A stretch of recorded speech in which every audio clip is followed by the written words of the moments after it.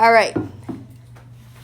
So here we go. We've got 2 sine of the quantity x minus pi over 4 plus 1. We did not have any of these plus ones yesterday. I will always start with this plus 1, this k. That's our k value. What that does is it takes our whole graph and it shifts what we call the midline up. It shifts the center. So it's no longer going to center on the x-axis. It's going to center up 1. So the way I mark that when I'm doing it is I come to my 1, and I'm just going to draw myself a little like dashed line here.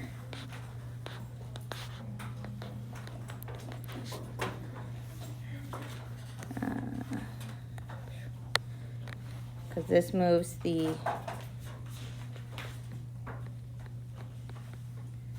midline, goes up 1. I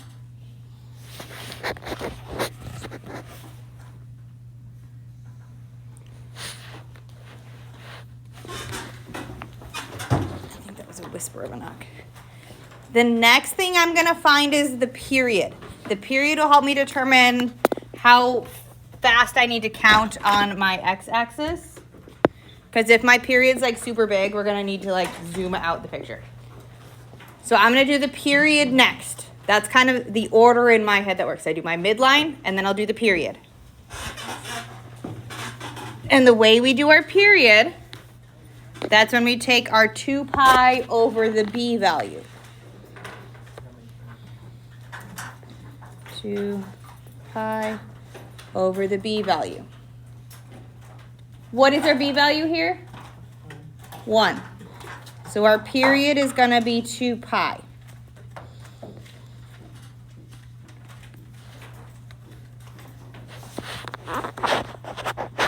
Which means as long as I get at least 2 pi this way and 2 pi this way, we should be good. So I'm going to count by 4s because that's how we've been counting most of the time. Or 4 spaces to a pi. Pi over 4. 2, 3, 4. Whoa, wrong head. Pi. 2 pi. You just want to make sure that whatever your period is, you can get that full period on each side of your graph. That's the only reason I did my period before I numbered my graph, is you want to make sure you can get at least a whole period on either side. So if we have like a really big period, like it's 4 pi or 6 pi, you're going to want to count by smaller amounts so that we can get a whole period on our graph. 2, 4 minus pi minus 2 pi.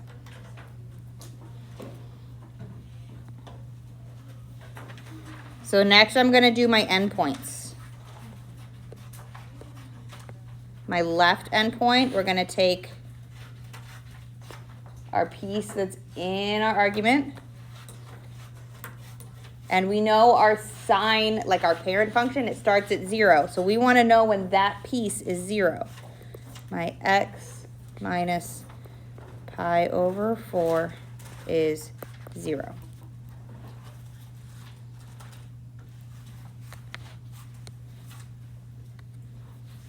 So we want to know x is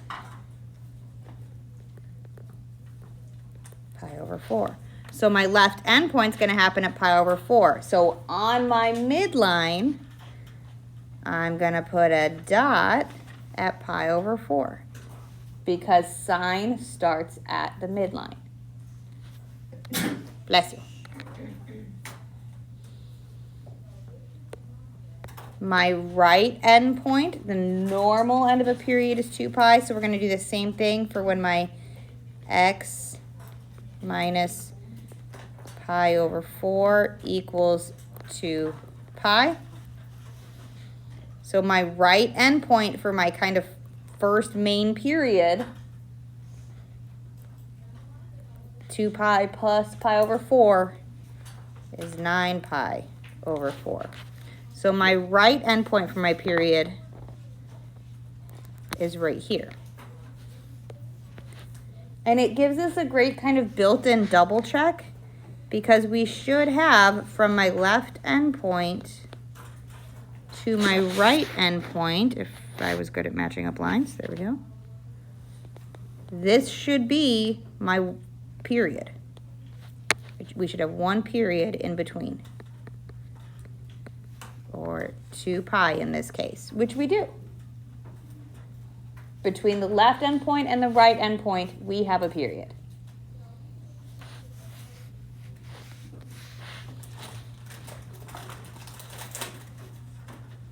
When we are graphing sine, we know it's going to go up and then it's going to go down, right? That's the shape this makes. So halfway between my left endpoint, which for you guys this way, my left endpoint and my right endpoint, it's going to hit 0 halfway in between. So I'm going to come here to the fact that this is my whole period, and I know that halfway I'm going to have another 0. So I'm going to put a point there. Halfway between my right endpoint and my left endpoint on sine, we have another 0. Our last piece to put up here that'll let us get our picture is our amplitude. Our amplitude is that number out in front, the 2. So our amplitude is 2. That means for my peaks, where we're going up and then down, it's 2 above the midline. It's going to go 1, 2. We use our amplitude. That looked like a 9. So our amplitude, which is 2, gives us our high point. And then halfway between our midpoint and our right endpoint, we have another down 2. That's our amplitude.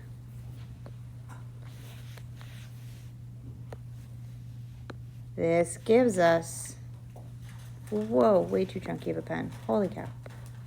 Try that again.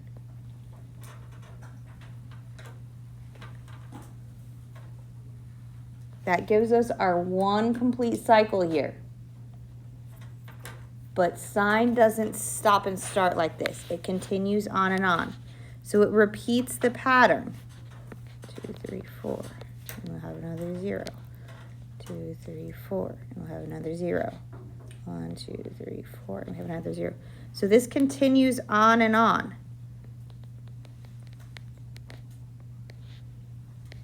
Where did I lose you? Whispering what doesn't ask the question.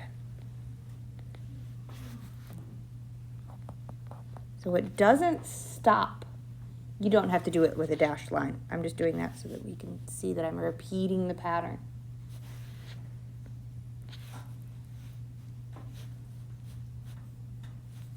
We need to make sure when we're drawing our pictures, we get one whole complete period and that we continue our pattern somewhere so that we know that it's going on and on and on.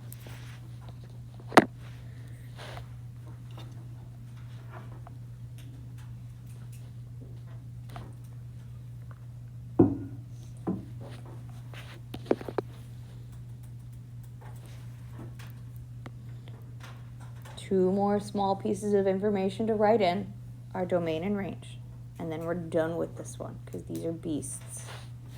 What is our domain? Negative infinity to positive infinity.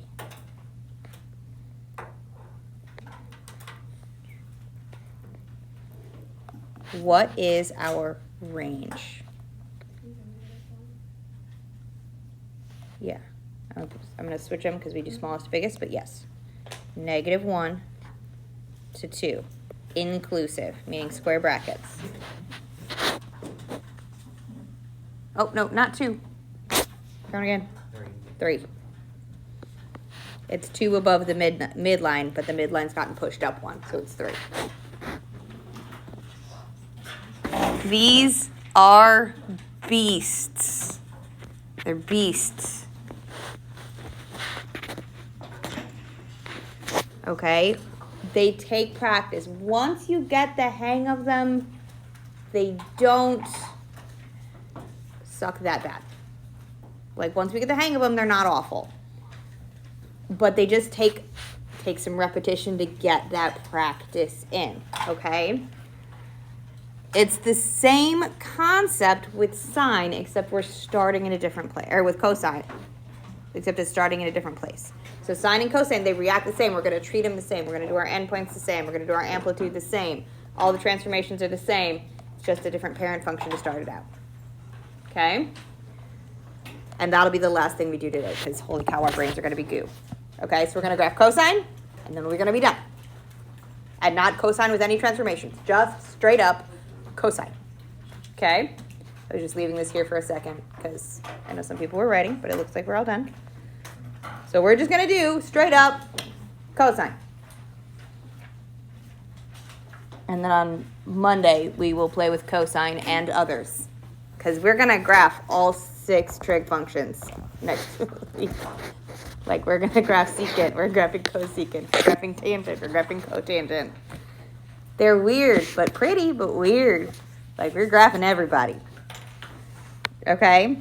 So cosine, I'm going to start it out the same way as I did sine for our parent function, where I'm going to start by looking at my super duper extra basic stripped down version of the unit circle, where all I really care about is my quadrants, where we have my 1, 0, my 0, 1, my -1, 0, and my 0, -1. We're still looking at starting with our angle of 0,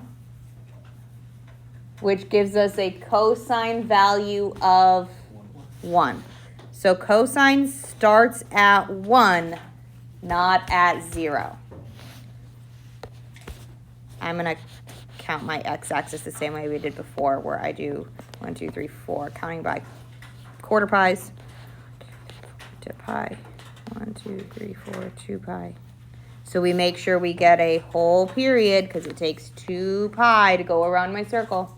So I need to make sure I can get a 2 pi on my x-axis. Minus pi on this side. Minus 2 pi on this side. Okay, we got to make sure we can fit a whole period on our x-axis. Around the circle takes 2 pi, so I need to make sure we get to 2 pi. That is how I decide how to count my x-axis. That's why it's not pre-numbered. Some of them have really long periods. So if 0, we're at 1, because cosine of x is 1. When we get around to our pi over 2, we're at what?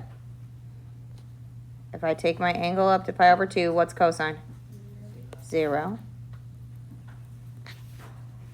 If I take my angle all the way down to pi, what's my cosine?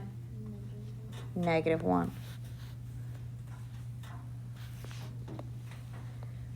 If I take my angle all the way around to 3 pi over 2, what's my cosine? 0.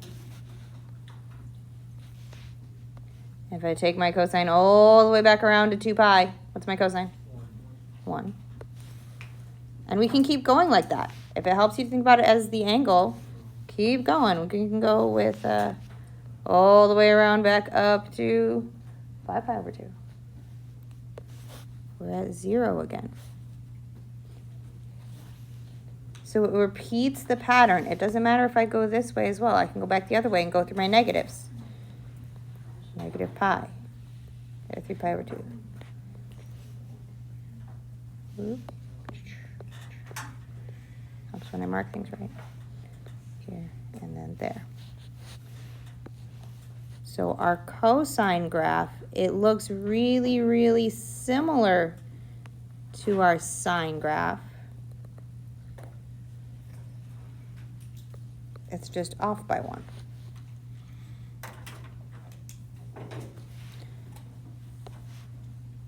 Connected that up badly at the end there. There we go. A lot of the information is the same. On our cosine parent function, we still have a period of 2 pi. Our domain is still from -infinity to +infinity. Our range is still from -1 to +1. It has the same right and left endpoints where it's at 0 and 2 pi on our parent function. So the parent function between cosine and sine is very, very similar. It's just that cosine has been scooched over a smidge. It's almost like a horizontal shift. Okay? We will play more with cosine next week, though you could figure it out yourself because it is treated exactly like sine was. Not on this one because we have it has an amplitude of 1, technically. Because it's just the parent function. We don't have any coefficient out in front. Okay, so if you didn't pick up the homework packet from the folder yesterday, make sure you do. It's right by the door. It's on your way out, just above the turn-in bin. Yeah, I was so confused. Yeah, because we hadn't gotten to cosine yet. It was really bad. So, Cosine. yep, Yeah. we hadn't done cosine yet. But I wasn't going to make you, like, separate homework pages for each day. That was doing too much. Oh, can you say this to Yep, Kelly? absolutely. Let's see. I wish I had more time because if I did, I wouldn't be able to finish it, but I couldn't. I'm not talking about the test. I'm talking about this thing. Mm-hmm. 8 minutes is not enough. I know, it's all about speed. Practice, practice, practice.